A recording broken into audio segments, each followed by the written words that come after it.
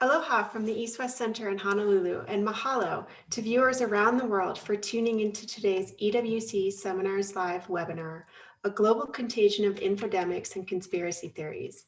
Our bi-monthly EWC Seminars Live series is designed for multinational journalists and informed audiences to connect, inform, and source media stories. My name is Liz Adorn, and I'm a program coordinator here at the center. And it's my pleasure to introduce today's panel of experts who will explore the rise of conspiracy theories globally, the societal fault lines that have provided fertile soil, the mechanisms that have reinforced and disseminated these ideas, and how pre- and debunking might inoculate citizens from and delegitimize conspiratorial messaging. Dr. Stephen Lewandowski is a cognitive scientist at the University of Bristol and co-author of the Conspiracy Theory Handbook. He is a leading expert in the persistence of misinformation and spread of conspiracy theories in society. Executive Director of the American Press Institute, Mr. Tom Rosenstiel, is a recognized expert on the future of news. His book, The Elements of Journalism, have been translated into more than 25 languages and is used in journalism education worldwide. Dr. Amir Ali is an author and assistant professor of political science in New Delhi, where he teaches and researches multiculturalism, group rights, and political Islam. Ms. Anna Sophie Harling is an executive vice president and managing director for Europe at Newsguard, a social media analytics firm that tracks and fights misinformation by rating and ranking news websites. Finally, Dr. Ross Tapsell is a senior lecturer and researcher at Australian National University, specializing in Southeast Asian media.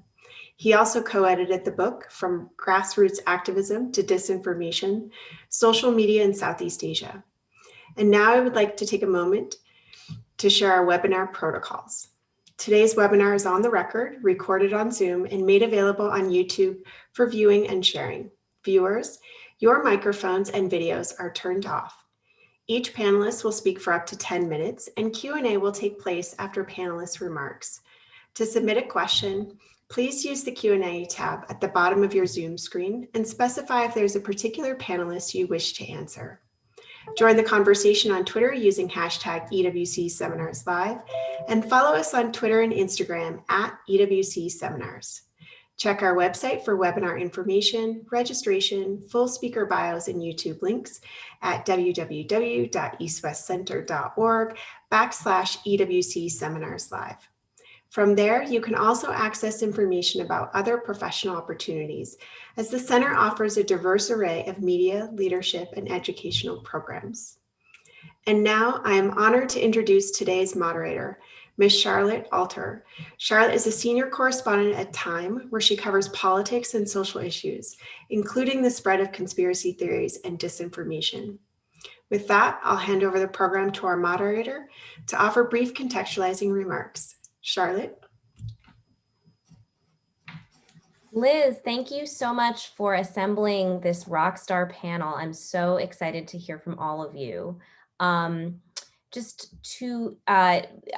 come at this from a little bit of a different perspective. I'm not a scholar of disinformation, which is why I'm so excited to hear from our panelists today. I'm just a reporter, and what I heard driving across basically half of the United States last summer and fall, reporting on the presidential election, was an absolute epidemic of conspiracy theories. And it was, what was kind of shocking to me was that I had gone into this trip. I drove from Wisconsin to Michigan to Pennsylvania, all the way back to New York. I'd gone into this trip to report on the presidential election. I was trying to ask people about President Donald Trump and Joe Biden and their votes, and the issues that they cared about. And over and over, people who I met in parking lots, people who I met in grocery stores, people who I just met out on the street in the real world were parroting these conspiracy theories that we now know are proliferating across the internet.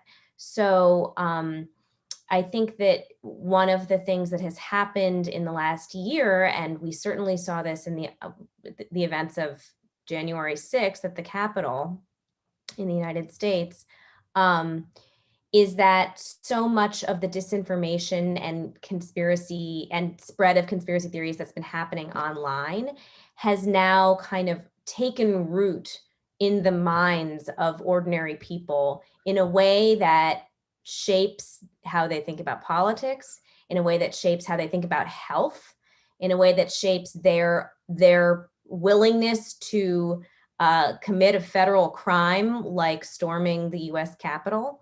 And I think that, one of the reasons I'm so excited to hear from these people who have been studying this for their entire careers is that I think many people in the United States in particular are only just now realizing how broadly and deeply this disinformation epidemic has spread.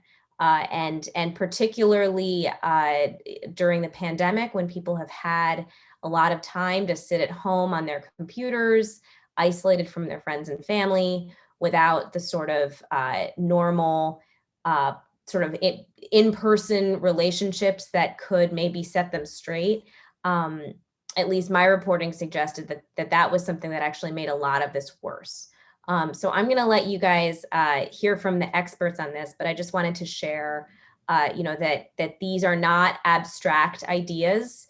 These are things that ordinary, actual people believe. They're not the people who are spreading this online. At a certain point, they close their computer and they go to the grocery store and they're standing at the grocery store behind you.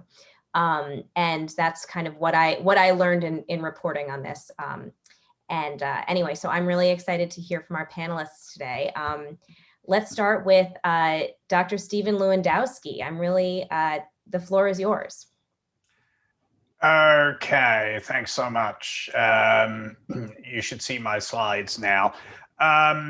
Well, Liz, in the introduction, mentioned the Conspiracy Theory Handbook, and there it is. And that is one of several public-facing documents that my team and I have produced. And if you now check your chat, you will find links to all of these various handbooks in there, and they're freely and publicly available. So, conspiracy theories, why? Well, it turns out that we know that whenever there are events that are giving people the sense that they've lost control over their lives, some of them, not everybody, but some of them will resort to conspiracy theories.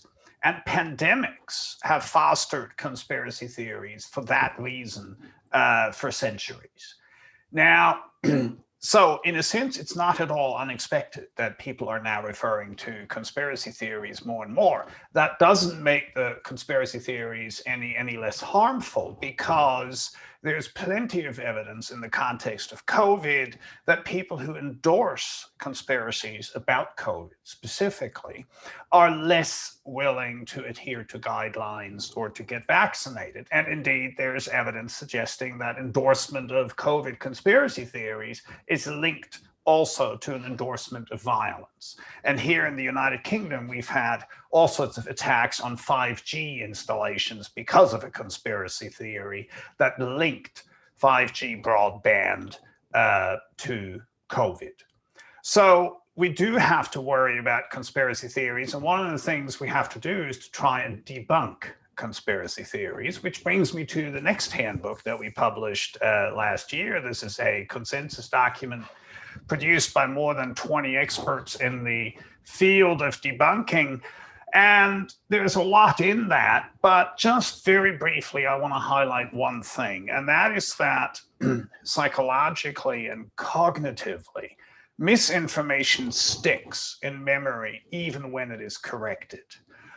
And that is what makes the situation so difficult.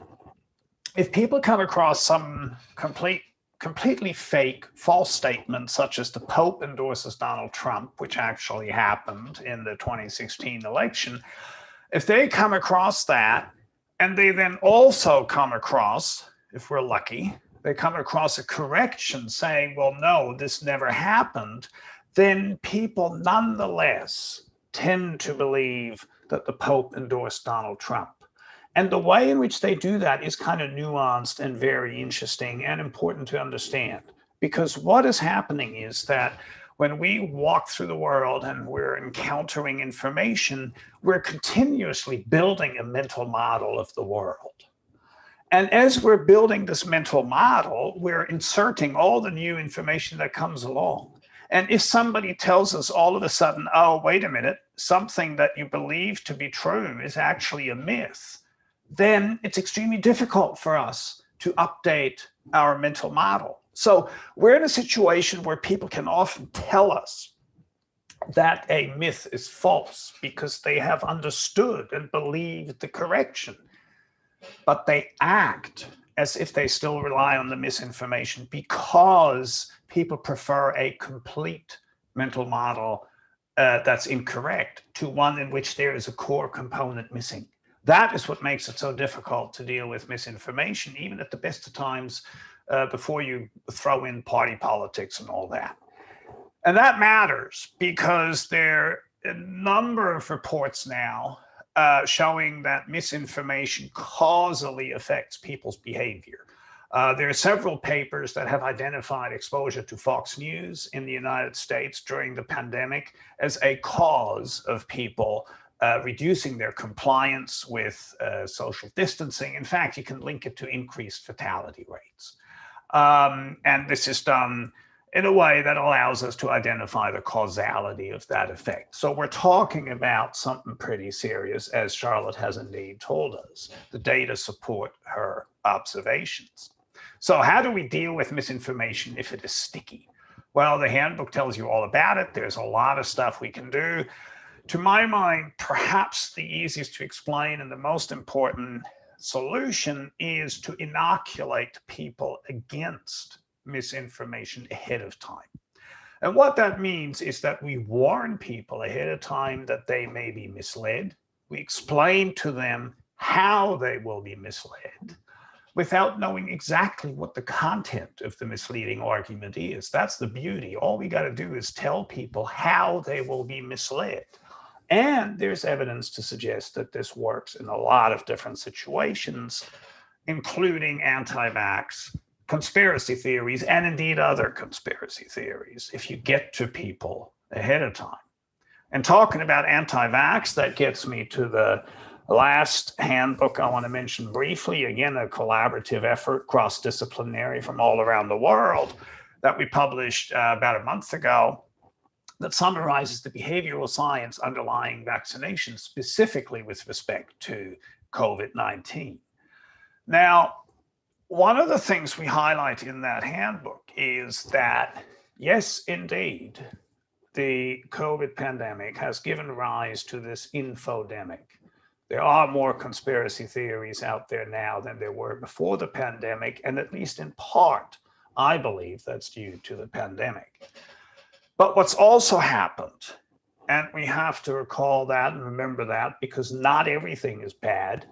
What's also happened is that in many countries around the world, the United Kingdom, the US, Germany, the pandemic has also led to an increased trust among most people in scientists. Not everybody, but the vast majority of people. And in fact, there are data here from about a month ago comparing a number of European countries where they found a dramatic increase in Europeans becoming more pro-vaccine. Now that the COVID-19 vaccine is here, people all of a sudden actually say, well, I want one because it's our ticket to freedom.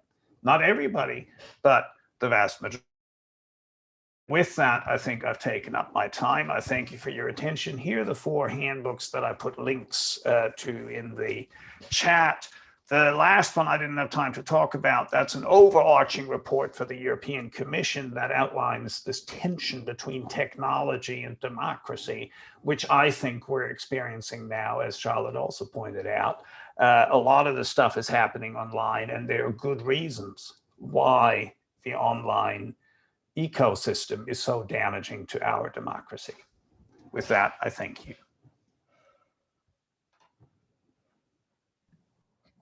Stephen, thank you so much. That was fascinating. And I definitely plan to check out all 4 of those handbooks. Next, we have Tom Rosenstiel. Tom, all yours. Thanks, Charlotte. I'm going to talk about what are the roots of people's belief in misinformation. One important thing to understand, and that people often miss, is that the decline in trust in media began in the 1980s, well before the internet. In fact, in the United States, which is in the bottom third of trust in media, half of the decline in trust began before the web. Consider a few statistics. Overall, trust in media has dropped from 1977 from 72% of Americans saying that they have at least a fair amount of trust in the mass media to today 41%, from 72% to 41%. But half of that decline occurred before 1996. The percentage of people who consider the press believable was 80% in 1985, 59% by 2002. Get the facts right? 55% in 1985, 35% in 2004. Now, all of this is before the web, basically. What changed during that time in the 1980s to the late 1990s? It was the beginning of media fragmentation. The television dial moved from 4 channels in the United States to about 400. And we deregulated media in the United States. Basically, Fox News would have been against the law before 1980 because of rules that we had about the fairness doctrine and the equal time rule. By 1992, we saw significant fragmentation in American media. 1992, if you recall, was the presidential election in which Ross Perot, a man who did not belong to a political party or ran without a political party, emerged as a serious candidate by announcing on a cable talk show, Larry King Live, that he would run if people asked him. Rush Limbaugh was already, by 1992, one of the most popular media figures in the United States, a show, again, that was made possible by deregulation. And these what we called new media, talk radio, we described in my coverage as a media reporter for the LA Times, I talked about talk radio as the new media. Rush Limbaugh and other talk radio hosts described themselves, marketed themselves as the antidote to a liberal mainstream media. At the same time that was going on, the Democratic Party was shifting. Rush Limbaugh is talking on the radio to people who are driving in their cars for several hours a day. He and other Republican or conservative talk show hosts in the United States. And they are making the Republican Party into a more populist party, very, very slowly. And the Democratic Party in the United States is becoming a party of economic elites who are white and people of color. So white, economic, and educated elites and people of color begin to dominate the Democratic Party. The Republican Party is becoming gradually more populist. What else is happening in the 80s and 90s? Growing income equality in the United States and the deindustrialization of the United States, so that people in blue collar, the people who are listening to Rush Limbaugh are becoming economically even more dislocated. All of this now predating the web. Enter the web around 2000, and enter in the early 2000s, Facebook and later Twitter, and an architecture, an economic architecture on the web that is designed to figure out what makes us different from each other. What is the flip side of targeted advertising? It's that Charlotte looks at different things than Ross does, who looks at different things than Stephen does, and I can target you exactly. Facebook and Twitter also define significant engagement as sharing and liking. Not what is it I hover over, but what is it that I say yes to, that I endorse. And we know from research that what people endorse are things that make them either really euphorically happy or anger them. So there's a built-in, almost kind of bipolar quality to the way that the platform companies define engagement, because that's what they can advertise against. That's what they can monetize. In a newsroom, which is my background, I am not a scholar, and Charlotte got that fact wrong. In a newsroom, we would define a significant story as one that people say, I don't know anything about that. They would hover over it, but they would not endorse it or be enraged by it. They would go, that's interesting. If I see something like that again, I might look at it. Okay, so we've now defined, we have an architecture, an economic architecture that's designed to figure out what separates us, and engagement rules online that are designed to kind of exaggerate and accentuate these differences. You also have these companies, Facebook, Twitter, and others, that decide that they are going to, that they kind of believe in their corporate DNA in an open web, or in designing their platforms around free speech. Anything goes. Why? Well, that enhances their economic opportunity. It also alleviates them from any legal responsibility for the content on their sites.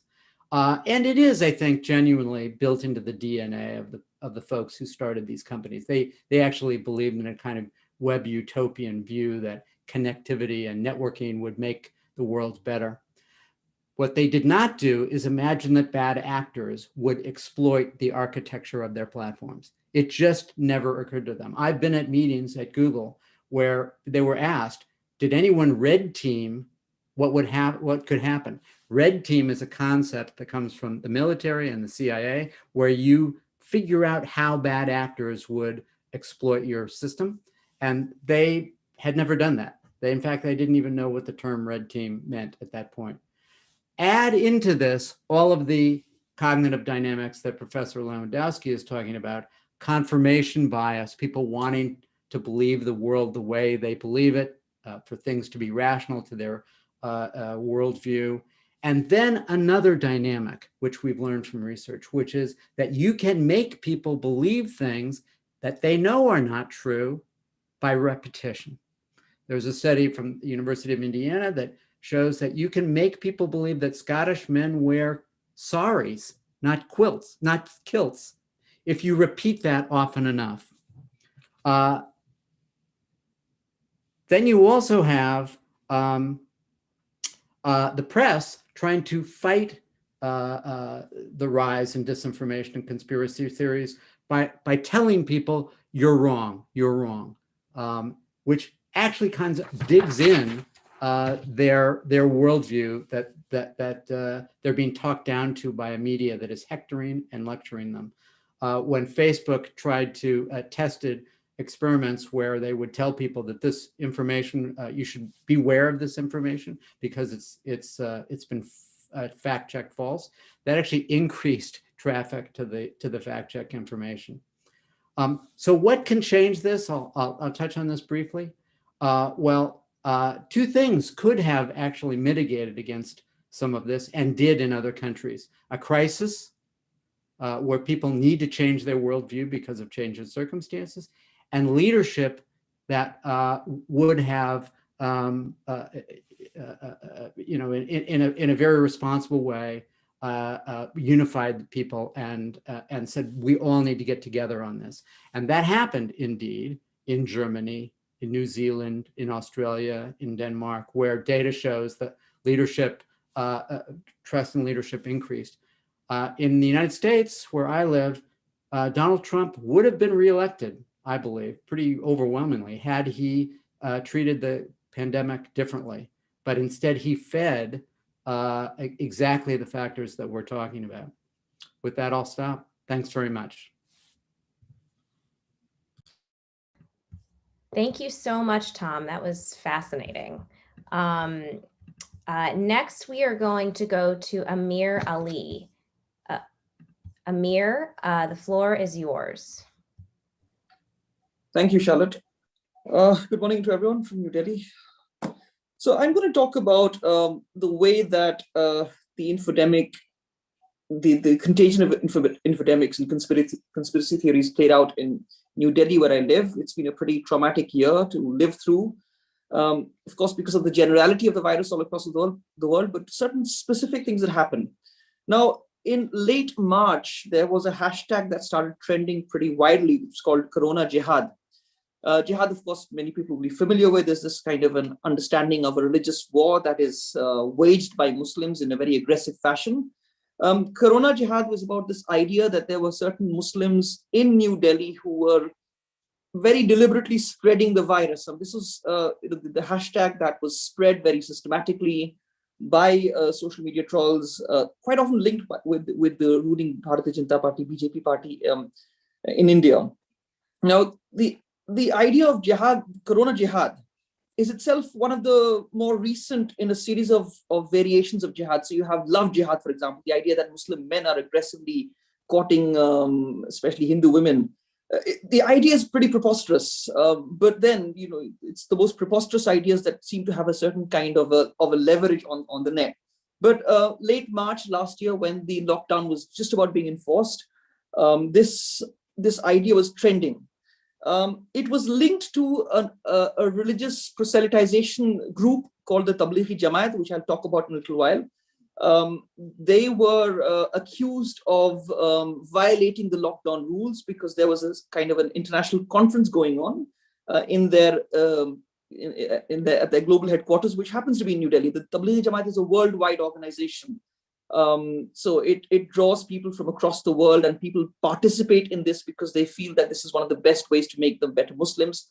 I should add, and this is perhaps significant, that they do not really attempt to convert non-Muslims, but they just want to kind of create a better Muslim society by, you know, and the mechanism that they have for doing this is for individuals to go on these religious tours. They could last from 40 days, it could go up to 4 months. But they had a kind of an international conference that was being held in New Delhi. The conference was scheduled for before the lockdown, and some of them were kind of, you know, it was bad timing for them. The lockdown was announced; they didn't have much time to either leave the country, or so they were holed up at the headquarters. And because of the large numbers of people there, they were then accused by not just the media but also certain figures from the government of, you know, being responsible for the spread of the virus. So they were accused of being super spreaders. There was also this idea of a bioterrorism, which kind of fed into this narrative.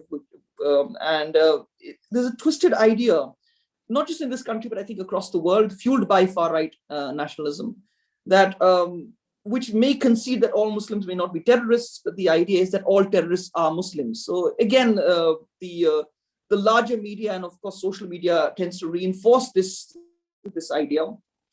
What happened in India, I think, fits into a larger pattern of Islamophobia that is witnessed across the world. So this would hold, for example, for the UK, where we've talked about, you know, there have been discussions about Islamophobia within the ruling Conservative Party, the Prime Minister Boris Johnson himself being accused of making statements which are clearly Islamophobic.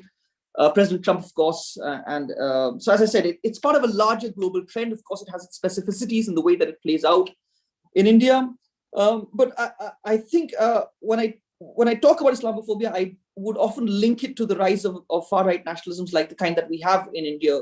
The ruling Hindu nationalist party that is in power certainly has been instrumental in spreading it pretty systematically.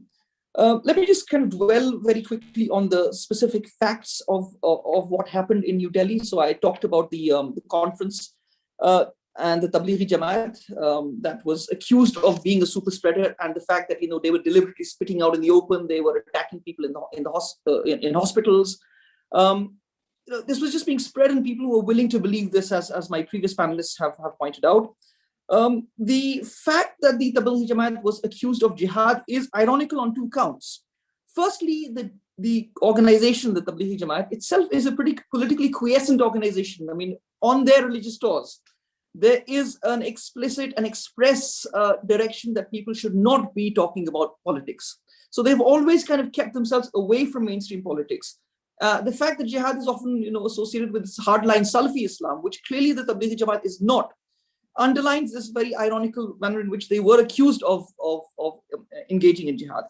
The second reason which makes it ironical, and again, the historical facts of this were completely missed and very deliberately by social media, is that the Tablighi Jamaat itself is an organization that is linked to a particular school of Islam specific to India, which has also spread across the world. For example, you find it in South Africa, in the UK, and certain other parts of the world. But the Tablighi Jamaat is an offshoot of what is referred to as the Deoband school. Now, this particular school of Islam that emerged in British India, late 19th century, it was very closely associated with the struggle for independence against the British, the mainstream struggle that was led by the Indian National Congress. So it's a form of Islam that has very clearly aligned itself with the mainstream nationalism, the composite nationalism, as we call it, in India. And the fact that that composite nationalism has been slowly, systematically eroded and sidelined and been replaced by a more aggressive, hard right Hindutva nationalism, I think underlines the way that it's kind of fallen out of favor in this country. So then, of course, the members of the organization were very systematically demonized every night by the electronic media. Just to give sense to viewers across the world of what our electronic media is like, we have a whole range of news media channels, which would perhaps be even worse than Fox News in the US. You have these very theatrical anchors who every night rant and rave. What goes on is clearly not journalism. This is not debate. This is just a kind of a harangue. This is the spreading of hatred against people.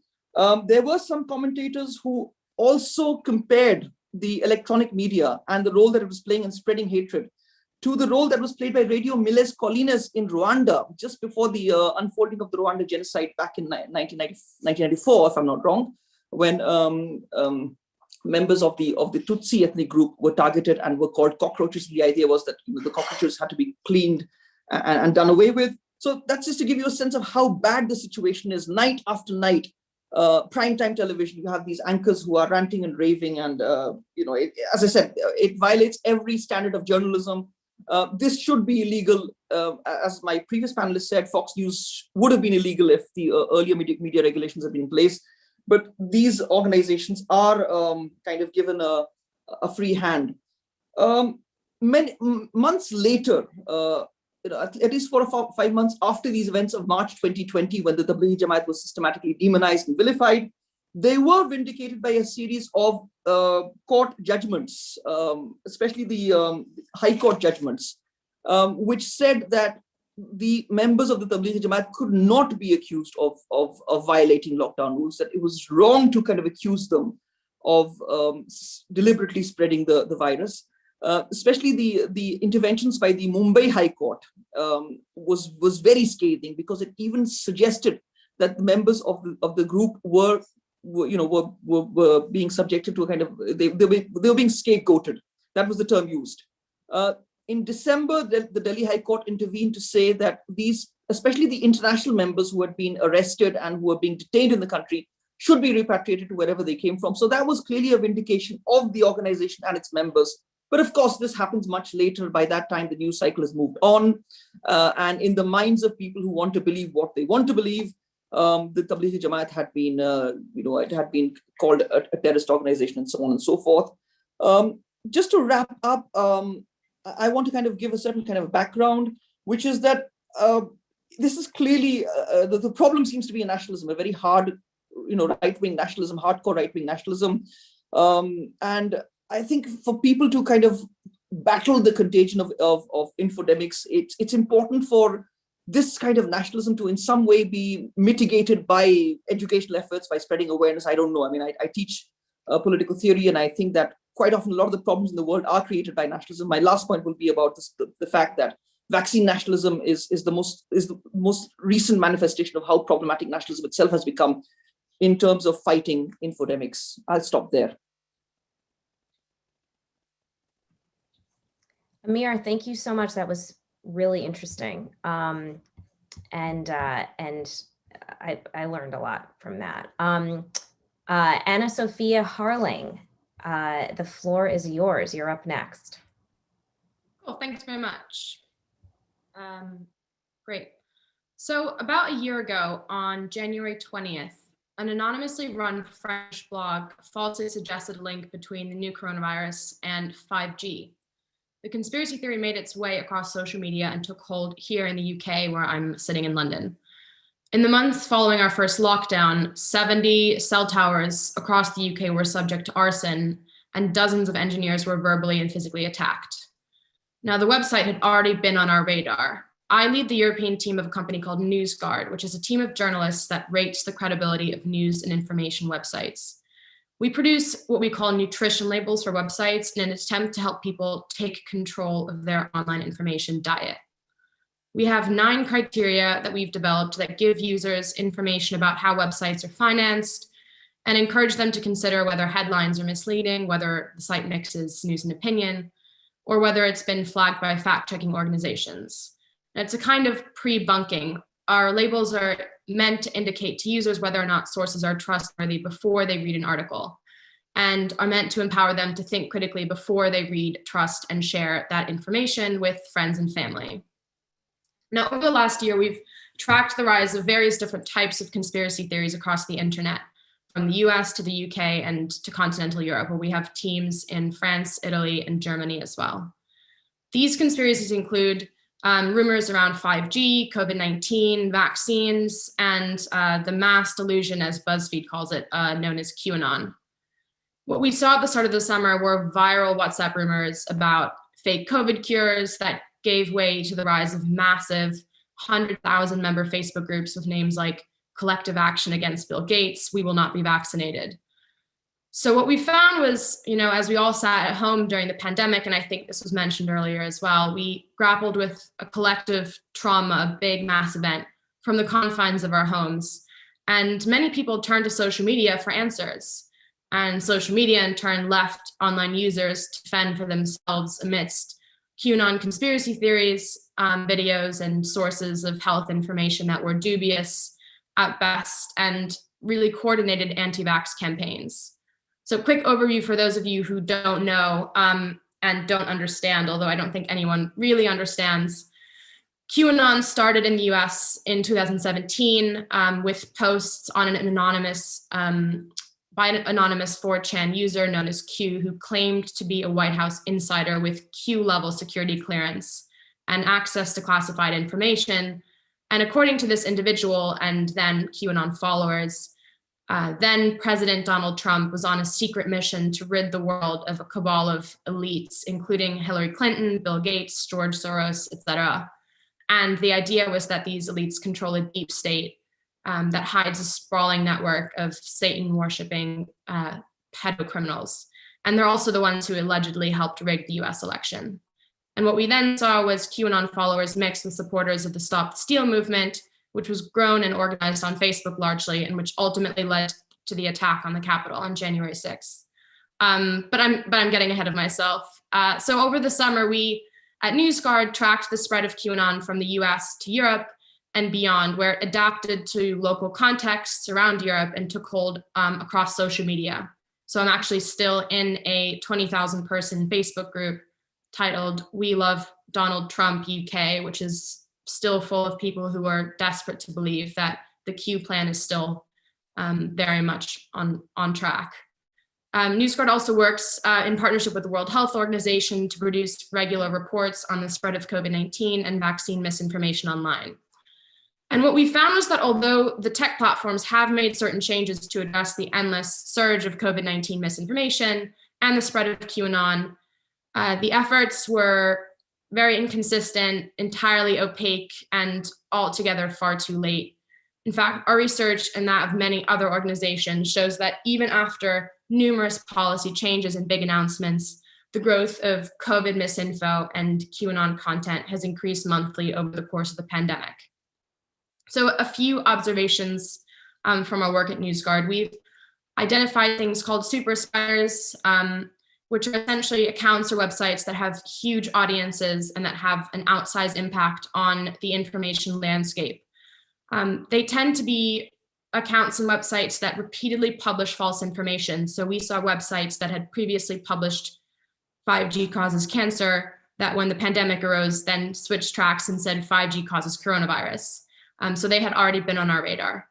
And we've also found a huge overlap between websites publishing anti-vax misinformation and US election conspiracy theories. So there was about a third of the websites that were publishing anti-vaccine misinformation were also peddling US election conspiracy theories. So there is definitely a trend.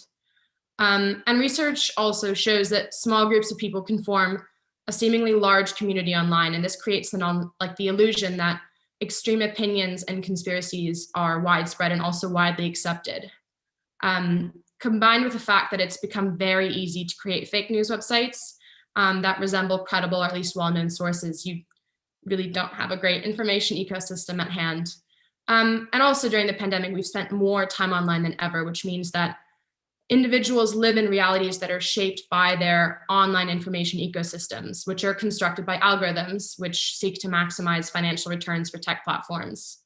As mentioned before, the pandemic has also exacerbated financial inequalities. And when you compound this with increased political polarization, users can definitely exist in an online world in which COVID is a hoax, vaccines kill, and Trump is our only solution to a dangerous new world order led by Bill Gates.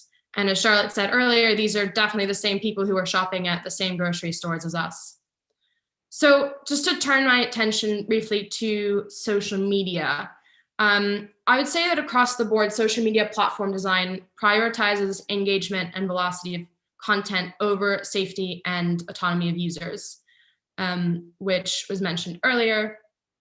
And we would definitely advocate for greater transparency around algorithms and also for the reduction of amplification of misinformation and harmful content.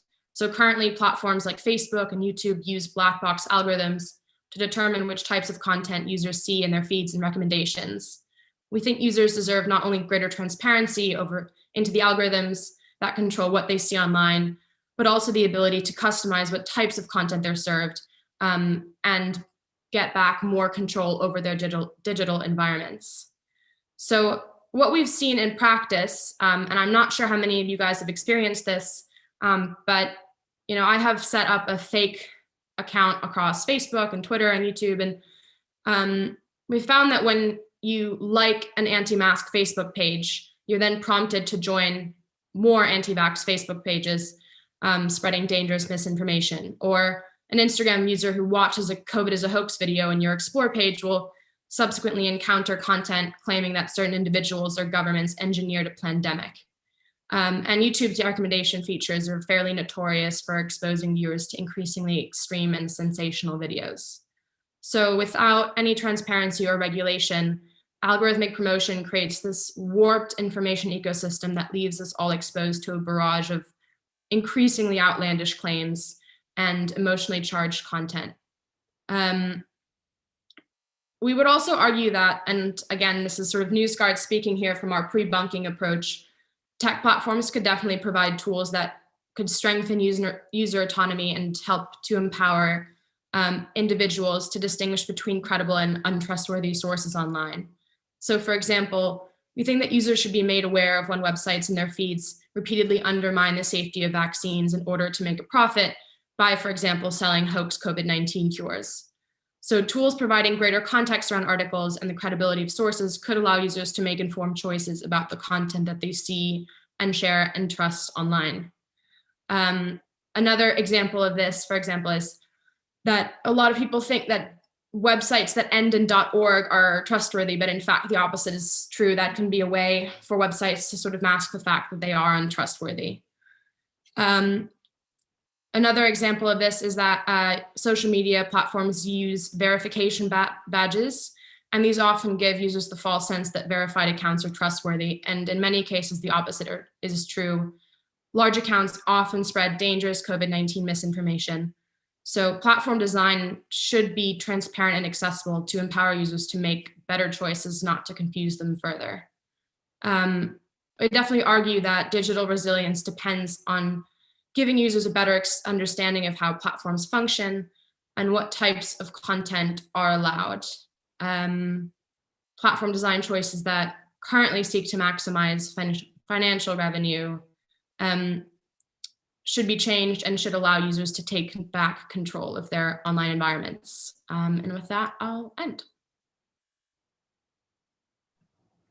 Thank you so much, Anna Sophie. I really learned a lot from that. Ross Tapsell, last but not least, hit it, Ross, it's all yours. Thanks very much. I'll just call up the screen and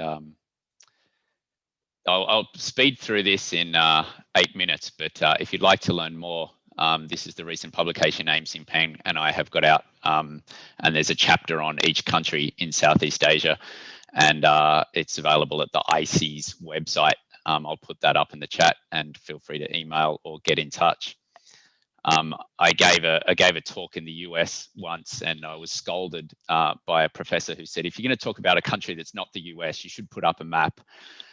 So here's a map of Southeast Asia. I'm sure everyone in Hawaii doesn't need this map, but there's a map. And so why Southeast Asia is a legitimate question when we're talking about misinformation and disinformation. And it's largely because of the high growth and ubiquitous use of social media. So when you ask respondents in a survey, do you have the internet? Many will say no. And you'll ask in that same survey, do you have Facebook? And they'll say yes.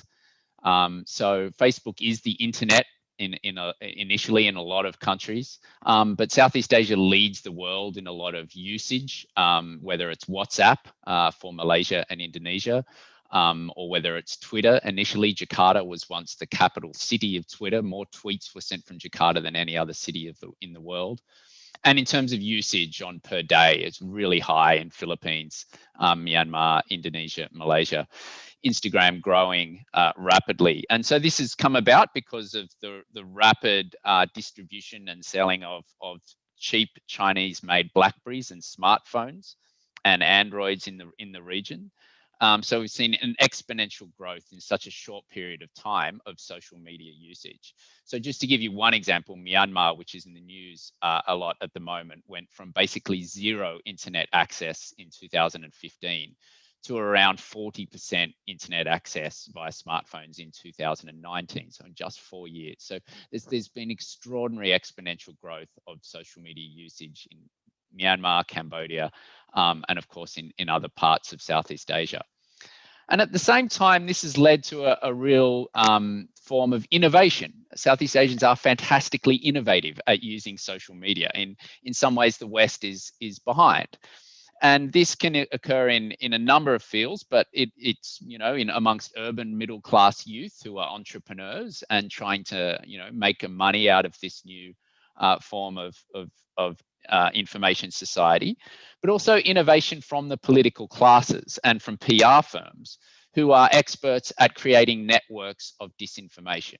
And the classic story would be to remind everyone that Rodrigo Duterte in the Philippines was elected before Trump. And many people in the Philippines would have warned the US, this is what's coming. And elected around this, highly impressive and in some ways innovative way of using disinformation around drugs and crime. So it's this new labor force, which has been prominent in the call center industry and in the digital labor industry for some time, but it's increasingly linked to elites and digital entrepreneurs. And so what I want to really emphasize today is that this professionalization of the disinformation industry is an emerging form of labor. And that's what's driving much of this in the region.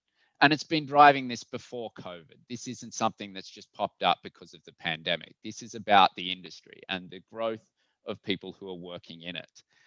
And my research has been spending time in this industry, interviewing people who work as either trolls in the Philippines, cyber troopers in Malaysia, or buzzers, as they're called locally in Indonesia, and hanging out in some of these, what might be called click farms or troll factories that the Western media likes to portray. And in some cases, what we're seeing is very similar to the rest of the world, and hyper-partisan news is a big part of what they're creating, and also, thematic local news, trying to hide the fact that they're disinformation producers, and in fact trying to pretend like they're news sites. This is really prominent in Indonesia. I'll just give you some examples. Anna, Sophie was just talking about the .org being a sign of disinformation sites, but this is some that grew in Indonesia during an election period. But why I put this up is that often these sites are linked to some form of identity politics, in this case, Islam, and how Islamic a candidate might be, or how they're not Islamic and therefore you shouldn't vote for them. And that's been a real driver in the disinformation industry, link it to identity politics. More recently, as my colleagues John Ong and Nicole Curato have found in the Philippines, as the industry itself, the advertising and PR industry itself tries to move to more micro and nano influencers, it's no surprise that the disinformation industry follows. So, these are innovators in that field, and some of them like to be interviewed because they like to tell me how wonderful they are at creating some of these new disinformation campaigns or digital media campaigns during an election. And so this is what we're growing to see on Instagram in particular, which is also really booming in Southeast Asia at the moment. But the key message is this: it's that governments are significant drivers of disinformation themselves. And so while it's governments who are often the first to decry disinformation and fake news and misinformation and say that it's hindering the great work that they're doing and it's, a threat to the nation state, it's often the disinformation producers are often funded by elites who are linked to governments. And of course, it's very hard to connect these directly because they're careful to make sure that there's, your uncle's brother's sister's aunt or something has a company which is, connected to somebody else's political elite's company. But the media has been has done a number of investigative reports, which has looked at the way in which the pro-government trolls and buzzers are affecting democracy. And Indonesia most recently gave the coronavirus vaccine to influencers in order to try and put out positive information in this case, but it just gives you an idea of the way in which they are intricately linked between government PR and social media distributors. And at the same time, they're creating laws and using laws to crack down on citizens who are attempting to criticize them. And so what we've seen is more and more laws created to try and solve the problem of fake news, when in fact they often end up cracking down on critics who speak on social media rather than disinformation producers themselves. So in conclusion, COVID-19 and the Southeast Asian disinformation society is absolutely interconnected, and we're going to have to really think about some of these links in this current time. Indonesia and indeed Philippines are introducing, more so in Indonesia, but introducing the Chinese Sinovac vaccine. Trust levels are incredibly low in this vaccine, and in part because of that historical legacy of anti-Chinese sentiment and anyone connected politically to Chinese is doomed in Indonesia. So trust levels are low in the vaccine, which means we may see really low vaccine uptake in Indonesia. And we also, of course, are seeing economic crisis leading to anxiety from citizens. And how will that be channeled? And obviously, Myanmar has been in the news most recently in Southeast Asia around protests and dissent, and the role that social media is trying to play in creating, I guess, a civil society activism. And at the same time, the government's trying to crack down on the internet. Now, remember, Myanmar didn't have any sort of form of social media very much in 2015. So the military junta only has to go back 6 years, not 26 years, to go back to that time. But the biggest problem is that governments seemingly to determine to promote good news about the pandemic and their handling of it. And so in Southeast Asia, disinformation is really often about political power and dominance. And it's in the interest, if it is in the interest of sitting governments to crack down and stop disinformation, they can do it to a large extent.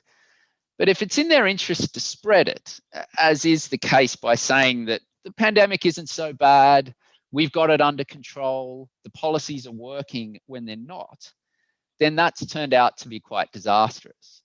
And that's been the case, particularly in Indonesia and the Philippines, and more recently in Malaysia, where you've seen real growth in cases and deaths over the past 3 months.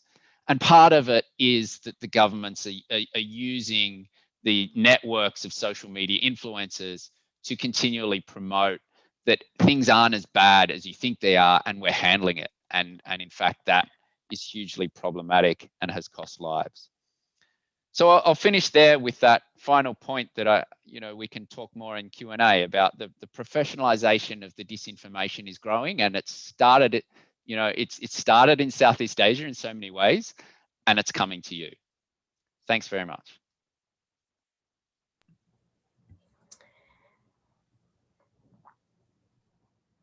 Ross, thank you so much for that. That was really fascinating. I am going now to start our Q&A session, but I'm going to kick it off with a question of my own. And Ross, I think I want to follow up on your presentation. I'm curious, you mentioned these sort of professional spreaders of disinformation, and then and sort of the relationship between that and people who are doing PR spin. I'm curious, how do you draw that line? What is the line between somebody who is intentionally spreading disinformation on the internet and somebody who's paid to say this is the best toothpaste when we don't know if it necessarily is the best toothpaste? Like what is the line between advertising and disinformation? Yeah, great question. And of course, it's an incredibly gray area. And the more gray the area is, the more that it seems to turn towards disinformation. When I interview politicians in Southeast Asia and talk about hiring of buzzers or trolls, they'll often say, I have to do it because my opponent is putting out all this, negative campaigning or black campaigning against me, fake news against me. So I've got to hire these people to counter it. But I don't myself put out, fake news or disinformation, but I need these people in order to counter the stuff against me. And then as the campaign goes on, of course, they're starting to pump out sort of fake news material as well. And it becomes, as I've written before, sort of a race to the bottom. Or as one PR disinformation producer told me, in the US, as Michelle Obama said, when they go low, we go high. Here, when they go low, we go lower.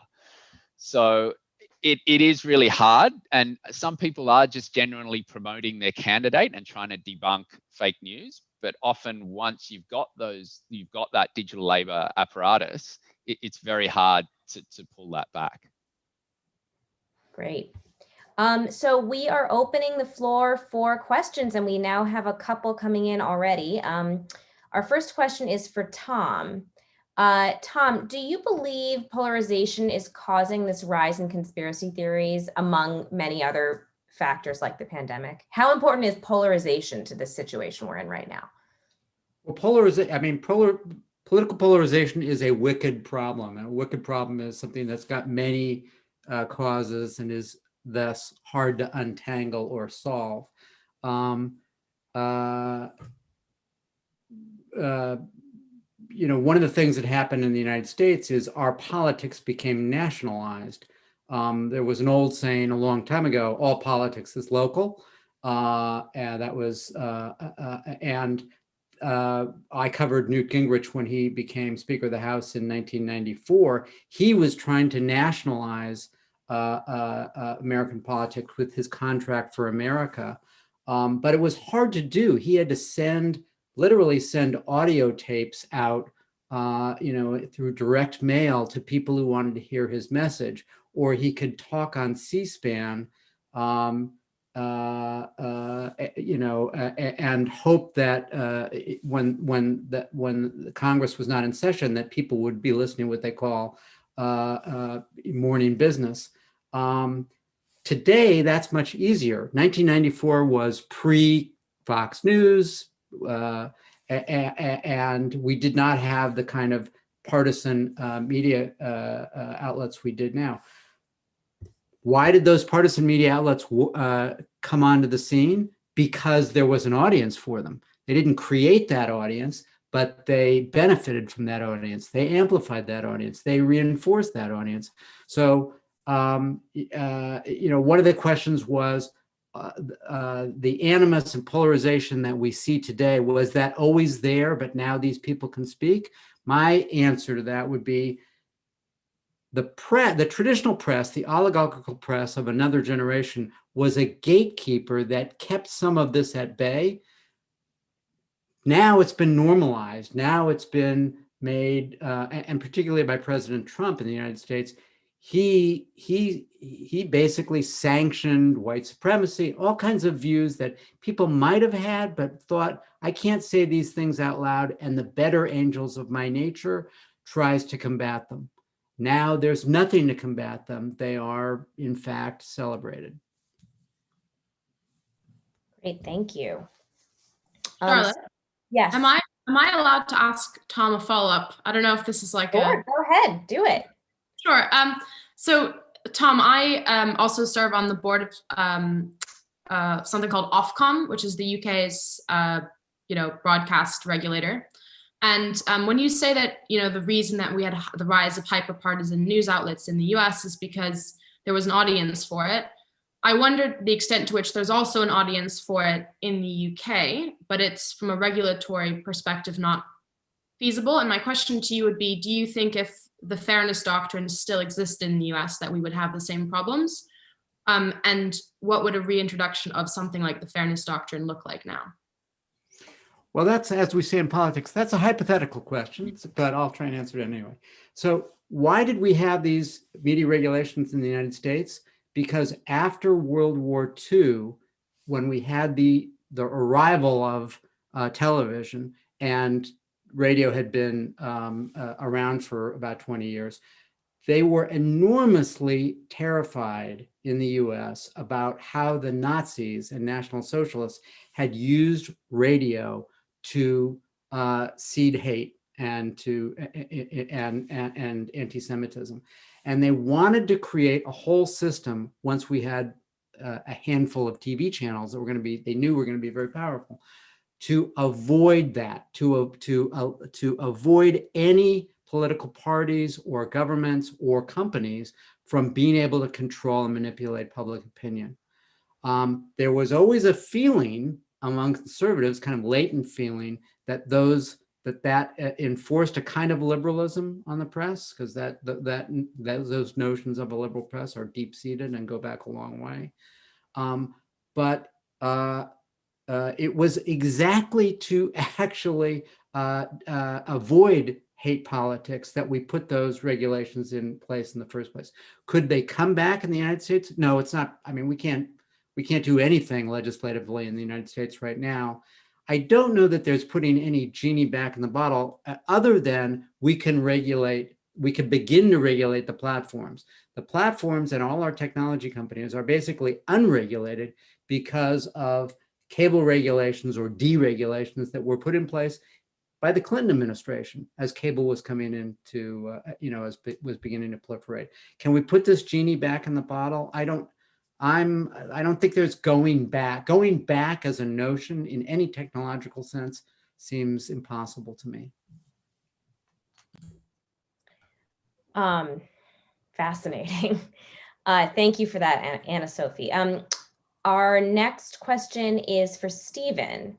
Beyond inoculation or a preventative approach to disinformation, are there any examples of how to use the behavioral sciences from social psychology or behavioral economics to effectively counter disinformation and change hearts and minds online?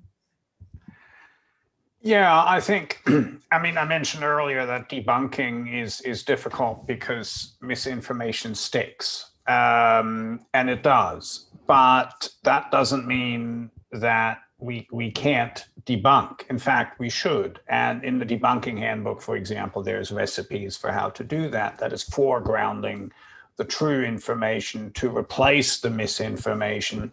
And the crucial thing, if you want to be successful with that, is to provide people with an alternative explanation for why something is false, rather than just saying, hey, that's false. You explain where that came from and why the misinformation was put out in the first place. And that tends to be relatively successful. I mean, nothing is perfect, but it is relatively successful.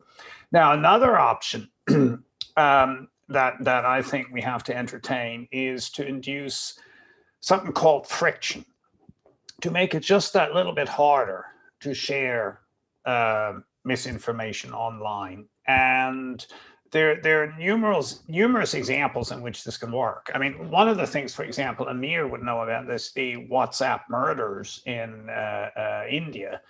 For those of you who don't know, this was effectively lynch mobs killing innocent people based on misinformation that was spread via WhatsApp about 2 years ago, I believe. And something like 30 people were killed, roughly. Now, what WhatsApp did in response to that is two things. Number one, they made it harder to forward messages. You could only forward things to 5 chats rather than an unlimited number. And they identified anything that was forwarded as being forwarded rather than coming from, seemingly coming from a friend.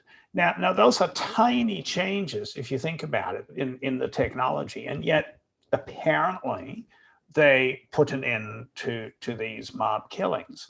And there are other examples all over the place. Facebook, for example, putting a mask on top of false information relating to COVID early in 2020, allowing people still to access that information if they really wanted to. But it was just a little harder. People were discouraged from doing that. And that reduced sharing of misinformation by 95% in their experiments. So just making it a little harder can go a long way towards reducing the amplitude of viral spread. Great, thank you. Our next question is for Anna Sophie. To what extent does the data support the idea that there is a rise in belief in conspiracy theories? What are your thoughts on social media allowing society a window into what may have been people's private beliefs?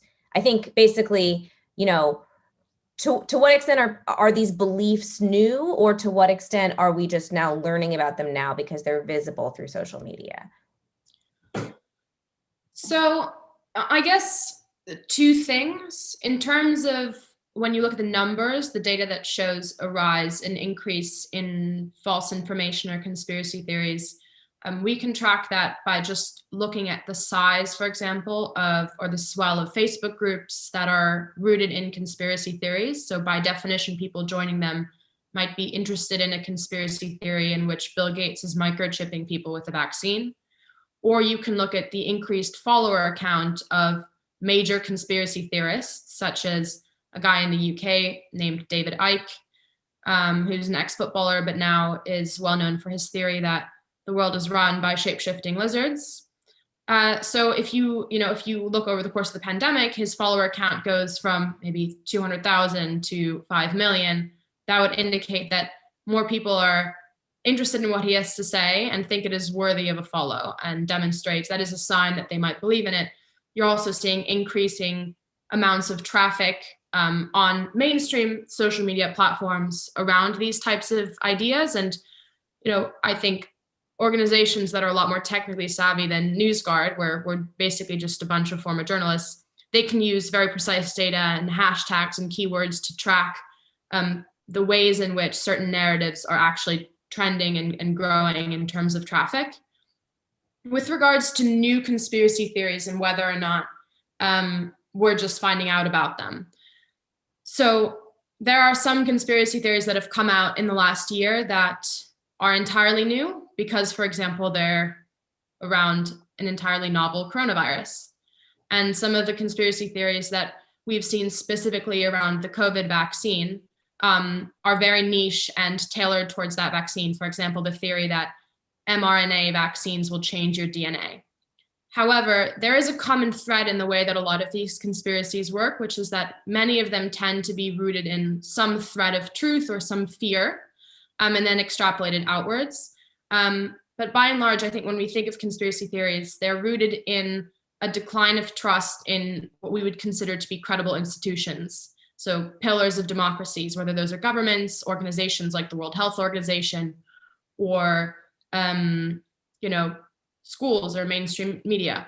And so I think that's something that's existed as long as time has existed. The question is, what is the role of social media and amplifying those and actually driving people towards those types of beliefs over credible sources?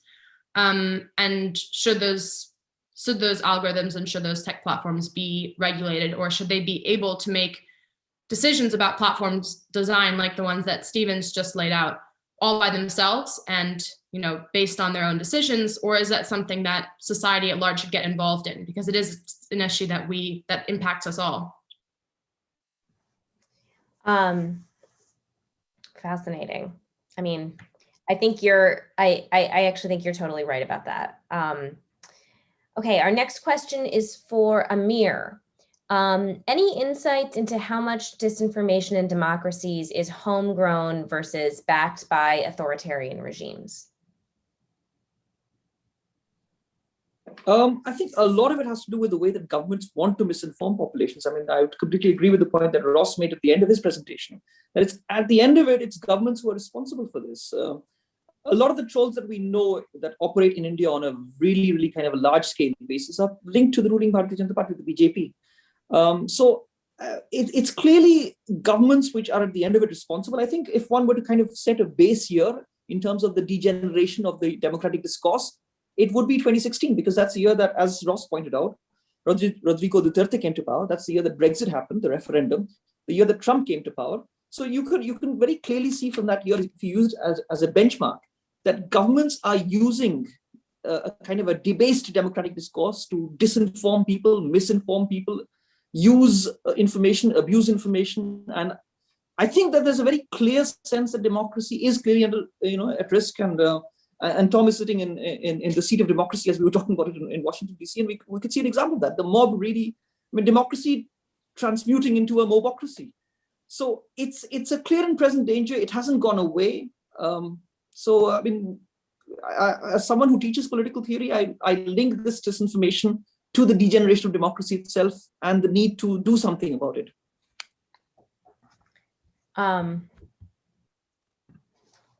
Fascinating.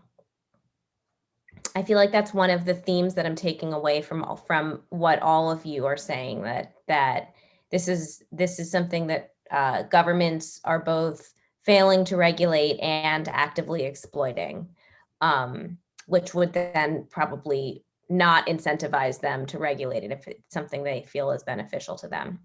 Okay, our next question is for Ross. Ross, okay, PR and advertising firms are still contracted by the Duterte regime here in the Philippines to spread disinformation and ensure their hold on power. What can the global press and academic community do to address this?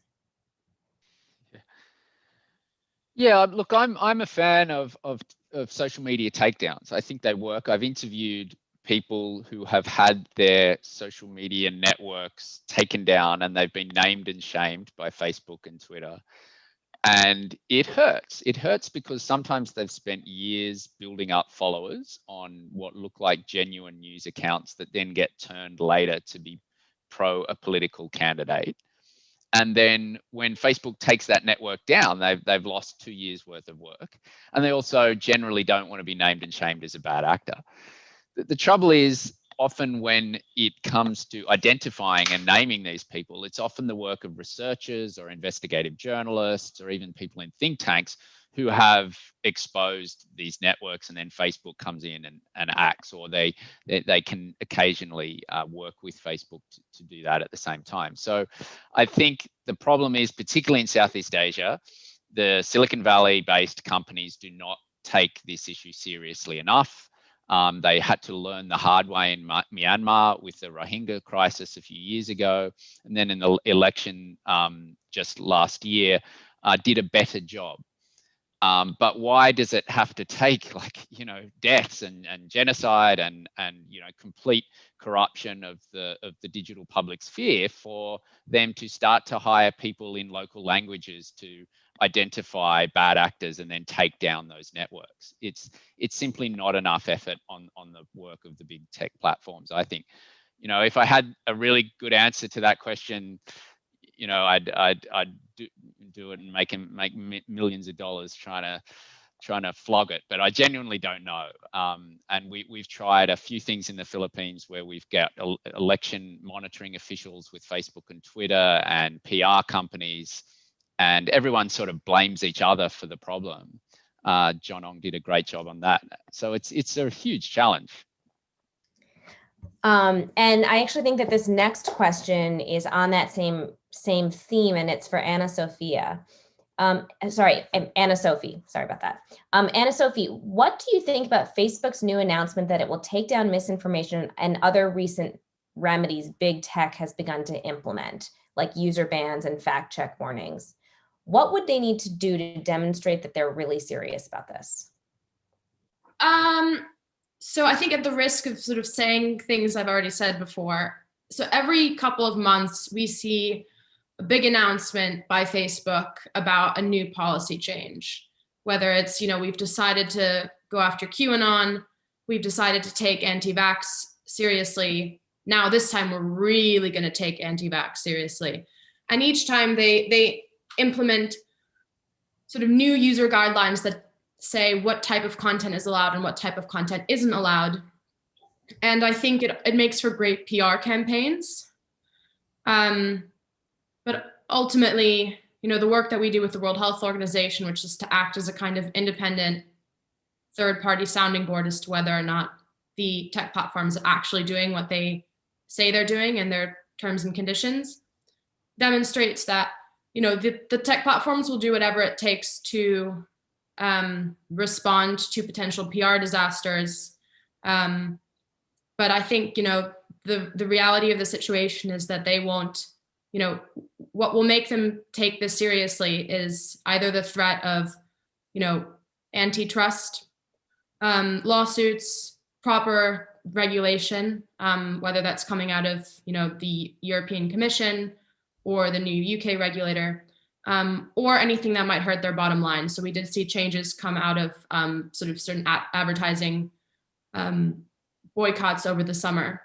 The companies will not do any of this out of the goodness of their hearts. And I think that's ultimately what we have to understand. These are for-profit companies. They're not there to protect their users. They'll protect the users when they're forced to. And I think what we're seeing now is that the tech industry is being treated in the same way as other industries have been in the past that were, allowed to act without regulation. But, ultimately was decided for the safety of end users, there needs to be protections put in place, whether that's, the smoking industry. And, they can continue to exist, but there needs to be sort of safety mechanisms in place and things that help protect and educate consumers. And also, one thing we haven't even touched on in this conference yet is, the notion of data privacy and sort of surveillance capitalism and notions around what does it mean that we're all not just being exposed to misinformation, but that in doing so, the tech companies are actually, with every click and like and scroll of our feed, they're collecting really valuable data points that will help them make money and actually shape our own behaviors as well. So I think those are all sort of upcoming issues that we're going to see. But I think the one good thing I'll say about the pandemic in 2020 between coronavirus, 5G towers burning down, and the storming of the Capitol, is that this seems to be the year that we all sort of woke up to the real world dangers of misinformation and sort of what the role that the tech companies play in not just shaping our online lives, but our offline lives. And sort of that convergence is really good for us to, understand and take seriously moving forward. Charlotte, could I just add something to that? Of course, yeah. Yeah, no, I think I totally agree with that, something has to be done, because at the moment, basically, we've got 12 people in Silicon Valley who are determining the information diet of billions of people around the planet without any democratic accountability. And that is just insane. Now, I really think it is insane. We would have never let this happen if it had been planned, or if somebody had told us 20 years ago, this is where we're going. Everybody would have said, this is crazy, we can't do it. But it has evolved. And, all of a sudden, here we are, and we have a problem that we really have to solve. Now, there is a bit of good news in this, and that is that we have some recent survey data from Germany, the UK, and the US, where if you ask the public about how they feel about algorithms being used to sort of feed them information, it actually turns out that people are perfectly happy to have their next dinner or movie or even their romantic partner recommended by an algorithm. But they do not want to be manipulated politically. They do not want their data to be used for political targeting. And that is bipartisan. Now, this is to me stunning. In America, we found something that's bipartisan. I mean, just imagine that. And so I see a political opportunity there based on these data, that if somebody put forward some regulation that said, hang on, you cannot micro-target and customize political messages, the public on both sides would certainly support that, because they are concerned about that. And this is one of the real problems that we're facing. And again, we haven't had time to talk about this, and that's algorithms. That is the fact that our information diet is governed by machines whose only purpose is to maximize the profit of advertisers. And that means they want to attract our attention. And they'll attract our attention at any cost. It has nothing to do with accuracy of information. It has only to do with attention seeking. And again, we have to look at the fundamentals of that and understand that, and really dismantle the power that algorithms have over our information diet. I think you're both totally right on that. And it's alarming, because it seems, I don't know how we get out of this hole. But we've got one final question, time for one final question, and it's directed to Tom.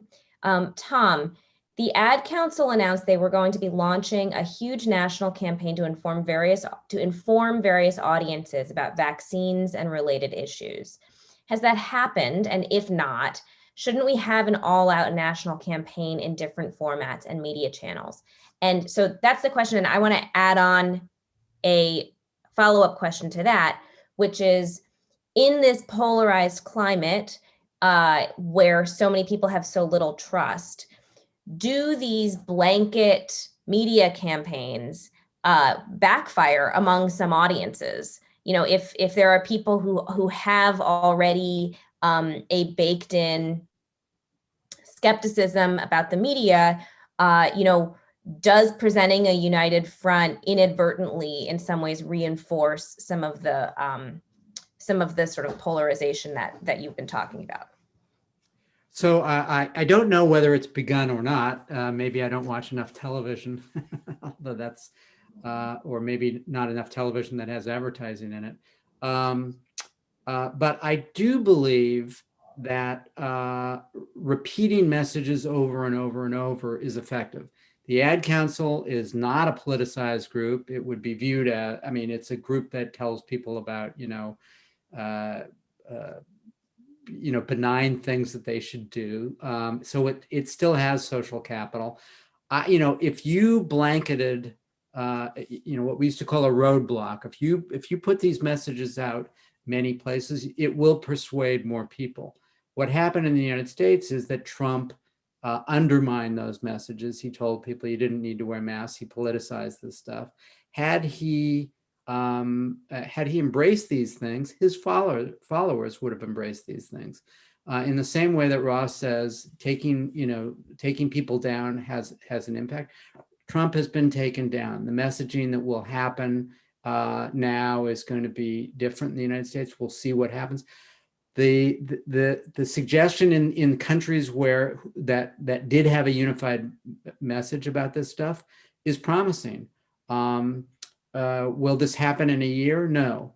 Will we? But I think we will unwind this, over a generation. And I think we will regulate the platforms because, as Stephen said, no one expected us to. The notion that technology would create bigger monopolies than we'd ever seen before in capitalism was not what was expected. But that's what's happened. And I think, one more little piece of history. When newspapers started to have advertising, the number one advertiser was snake oil medicine.